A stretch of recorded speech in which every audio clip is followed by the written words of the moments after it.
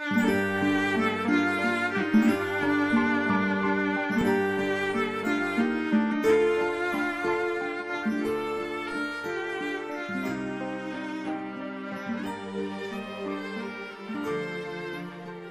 सोचा कि कुछ मुताला करूं। मेरी शिकायत भी है ख़ास कर मरहूम के वारिसीन से कि आज के ज़माने में जब हम कोई डॉक्यूमेंट ढूंढते हैं, इसमेंदर खान साहब यहाँ पर बैठे हुए हैं, सबसे ज़्यादा किल्लत मवाद की हमारे करगिल में पाई जाती है। किसी शख्सियत के बारे में अगर हम जानना चाहते हैं, उसके बारे में कोई मवाद ढूंढने की कोशिश करते हैं तो हमें वो मवाद मिलता नहीं है। जब मैंने काफ़ी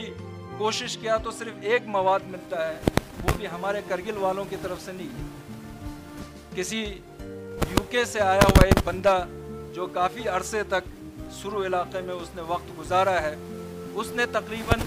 399 पेज का थीसिस लिखा है और उसी पर उसने पीएचडी डिग्री हासिल किया है। और उसने यही समझने की कोशिश किया है कि इस इलाके की ज़िंदगी किस तरह से है। आगा हैदर के बारे में उन्होंने काफ़ी कुछ उसमें डॉक्यूमेंट किया है।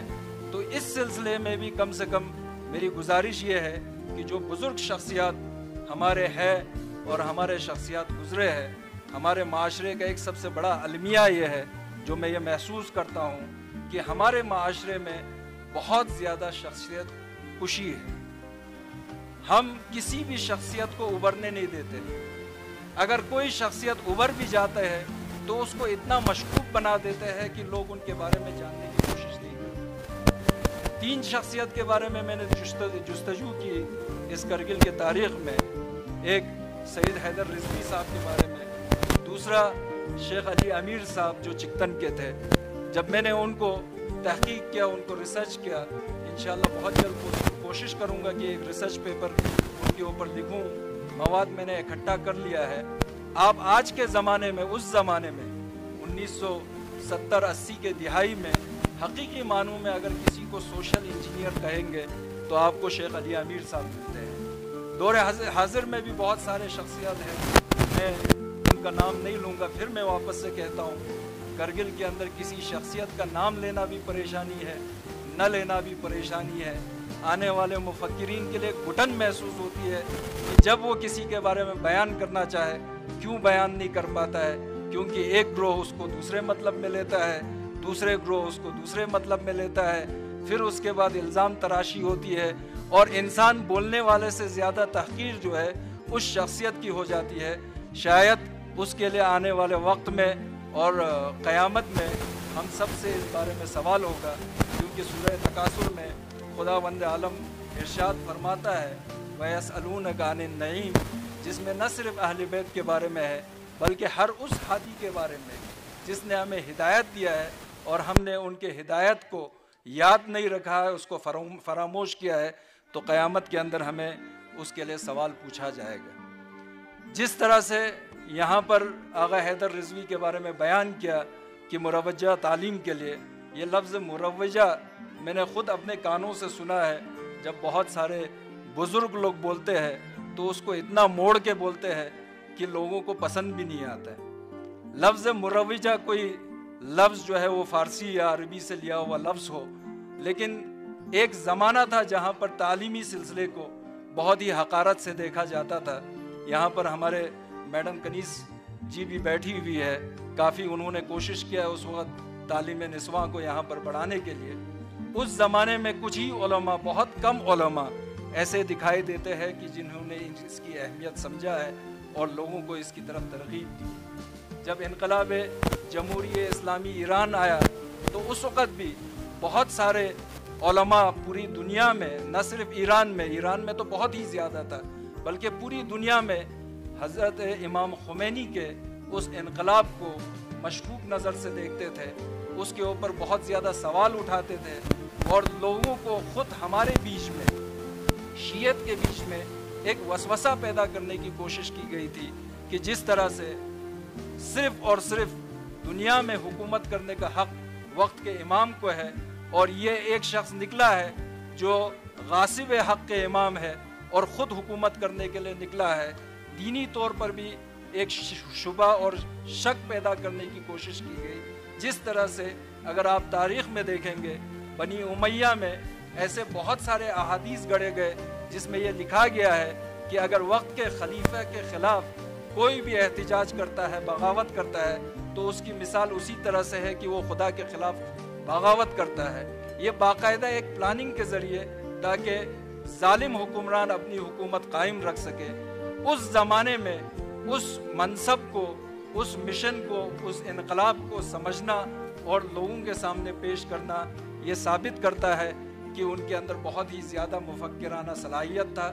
حالات زمانہ کو وہ بہت اچھی طرح سے جانتے تھے، حالانکہ اس زمانے میں دور دراز علاقہ ہونے کے باوجود، مواصلاتی نظام نہ ہونے کے باوجود لوگوں کے اندر اس تبلیغ کو پیش کرنا یہ بتاتا ہے کہ ان کے اندر وہ صلاحیتیں موجود تھی جن صلاحیتوں کو شاید اس وقت کے لوگوں نے بھی نہیں پہچانا، آج کے لوگوں نے بھی نہیں پہچانا۔ میری گزارش یہ ہے کہ ایک شخص نے اپنی پوری زندگی گزار دی لوگوں کو سمجھانے کے لیے، لوگوں کو اکٹھا کرنے کے لیے، لوگوں کو ایک مشن کی طرف معتقد بنانے کے لیے، رہبر بننے کے لیے۔ 40 سال 50 سال زندگی گزر جاتا ہے لیکن کوئی رہبر کے حیثیت سے قبول نہیں ہوتا ہے۔ آج جو ان کے وارثین ہیں ان کے پاس یہ نعمت خود بخود پہنچا ہوا ہے، آپ نے کوئی محنت کی نہیں ہے، آپ کو پیدائشی طور پر یہ عوام ملا ہے، یہ اجتماع ملا ہے جس کو آپ کسی بھی سمت میں ترقی کی طرف آپ موڑ سکتے ہیں۔ اگر آپ ان کو بہترین طریقے سے ہدایت کریں گے، گائیڈ کریں گے تو تعلیمی طور پر بھی یہ کامیاب ہوں گے، دنیاوی طور پر بھی یہ کامیاب ہوں گے اور دینی طور پر بھی یہ کامیاب۔ میں اپنے تقریر کو مکمل کر رہا ہوں۔ ہندوستان کے اندر ہی ایک مثال ہے، اگر آپ گجرات میں جائیں گے ایک ڈسٹرکٹ ہے جس کو ہم سدھپور کہتے ہیں، وہاں پر بھی ایک، اب یہ لفظ میں منفی طور پر استعمال نہیں کر رہا ہوں، پیری مریدی کا ایک نظام وہاں پر بھی چل رہا ہے۔ لفظ پیر اور لفظ مرید بہت ہی منفی ہو جاتا ہے لیکن اس کے مثبت پہلو بھی ہے۔ تو وہاں پر کافی عرصے سے مسلک اہل تشیع سے بہت ہی قریب ہے اعتقادی طور پر، جن کو جعفری بھی کہا جاتا ہے وہاں پر۔ تو کافی پست معاشرہ رہا ہے یہ، تعلیمی لحاظ سے بھی، اقتصادی لحاظ سے بھی۔ لیکن جیسے ہی 10 سال پہلے وہاں کے پیر جو ہے وہ بابا سید مجاہد حسین جعفری صاحب، جب ان کو منصب ملا ان کے والد محترم کے رحلت کے بعد، تو اس 15-20 سال کے عرصے میں اس نے اپنے پورے قوم کی حالت بدل دی۔ آج اگر آپ گجرات کا سفر کریں گے تو راجستھان کے جتنے بھی ہائی ویز ہیں، گجرات سے مہاراشٹرا کے جتنے بھی ہائی ویز ہیں، ان سب کے اوپر آپ کو جتنے بھی ہوٹل والے ملیں گے وہ سارے کے سارے جعفری مسلک سے تعلق رکھتے ہیں، اس قوم سے ہے۔ انہوں نے جیسے ہی منصب سنبھالا سب سے پہلے کام یہ کیا، اپنے جو آبا و اجداد کی کافی دولت ان کو نصیب ہوئی، انہوں نے سب سے پہلے یہ کام کیا کہ اپنے لوگوں کو، اپنے قوم کے لوگوں کو اقتصادی طور پر مضبوط کرے، مستحکم کرے، جس کے لیے انہوں نے ایک فائنینس اسکیم کا سسٹم شروع کیا کہ آپ ایک کام کرو کہ آپ ہمارے لوگ جو ہے وہ کھانا پکانے میں، باورچی کا کام کرنے میں کافی مہارت رکھتے ہیں، تو ہر کسی کو لون دے کے انہوں نے پورے ہائی ویز کے اوپر جو ڈھابا سسٹم ہوتا ہے اس ڈھابا سسٹم کو انٹروڈیوس کیا،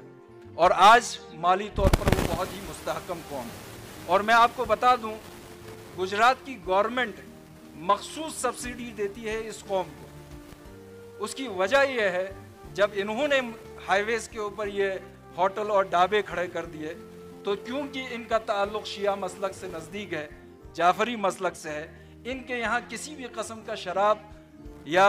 بری چیزیں جو ہے ان ہوٹلوں میں اجازت نہیں ہے، ان ڈھابوں میں اجازت نہیں ہے، جس کے وجہ سے مہاراشٹرا اور گجرات، راجستھان اور گجرات کا جو ہائی وے ہے اس کے اوپر ایکسیڈنٹ ریٹ کم ہو گئے۔ اور آج گورنمنٹ جو ہے پروموٹ کرتا ہے کہ اگر لائسنس دینا ہے کسی بھی ڈھابے والے کو تو یہ اسی قوم سے ہونا چاہیے، ہم صرف اسی قوم کے لوگوں کو لائسنس دیں گے۔ تو یہ ایک، جب ایک شخص ہو جس کے پاس فکر ہو، جس کے پاس سمجھ ہو، جس کے پاس تعلیم ہو، وہ جب رہبری کرتا ہے، رہنمائی کرتا ہے تو کسی بھی پچھڑے ہوئے قوم کو وہ بلندیوں تک لے کے جا سکتا ہے۔ دوسرا کام انہوں نے کیا، جیسے ہی وہ اس منصب پر بیٹھے، بہت سارے سکولز انہوں نے کھولا ہے، اور آج گجرات کے اندر ایک چھوٹی سی قوم کے سب سے زیادہ اگر تعلیمی ادارے آپ کو دیکھنا ہے تو یہ اسی قوم کے ہے، اور آج ان کا پورا ایجوکیشنل سسٹم جو ہے وہ یونیورسٹی کا شکل لے رہا ہے، اور بہت جلد ان کو گورنمنٹ آف گجرات کی طرف سے یونیورسٹی ریکگنیشن ملنے والا ہے۔ تو میری گزارش یہ ہے کہ اس نعمت کو آپ فراموش نہ کریں، خاص کر کے جو ان کے معتقدین ہیں، ان کے جو وارثین ہیں، ان کے جو خاندان کے لوگ ہیں، اور اسی آغا سید حیدر رضوی کے مشن کو آگے بڑھانے کے لیے جدوجہد کرے، اور صرف ایک پہلو کی طرف دھیان نہ دے۔ قوم کو بلندی پر لانے کے لیے بہت سارے پہلو ہیں۔ مجھے امید ہے انشاءاللہ اس طرح کے شخصیات کو یاد کیا جائے گا ہمارے قوم کے اندر بھی، کیونکہ آپ دیکھتے ہیں ہمارے جو پڑوسی ڈسٹرکٹ ہے وہاں پر جن لوگوں کے اوپر بڑی بڑی عمارتیں ہیں، ہاسپٹل ہے، کالجز ہے، اگر آپ اس کو معائنہ کریں گے، موازنہ کریں گے ان لوگوں سے جو ہمارے یہاں پر شخصیات ہے، تو انہوں نے اتنا بہت بڑا کارنامہ انجام نہیں دیا ہے، ایسے بہت بڑے کام نہیں دیا ہے، لیکن وہ اپنے تاریخ دانوں کو، اپنے شخصیت کو اہمیت دیتے ہیں۔ جب ہم اپنے شخصیت کو اہمیت دیں گے تو معاشرے کو بھی یہ محسوس ہوگا کہ ہماری اہمیت ہے، ان کے لیے ایک رول ماڈل بنے گا۔ اسی طرح سے ہمارے یہاں پر بہت سارے بزرگ شخصیات ہیں جن کو پہچانوانے کی ضرورت ہے۔ اس طرح کے جو سیمینار ہے، کانفرنسز ہے، انشاءاللہ دوسرے شخصیات کے لیے بھی انعقاد ہو، اور زیادہ سے زیادہ اپنے آنے والے نسل کو ہمارے اصل کی طرف، ہمارے تاریخ کی طرف لے جانے کی کوشش کرے۔ انشاءاللہ ہماری جو یہ قوم ہے بڑی صلاحیت رکھتی ہے، بڑا ان کے اندر جوش ہے، ولولہ ہے، صرف ضرورت یہ ہے کہ ان کو بہترین راستے کے اوپر گامزن کرے تاکہ ہم دنیا میں بھی کامیاب ہو، آخرت میں بھی کامیاب ہو۔ وآخر الدعوانا الحمدللہ رب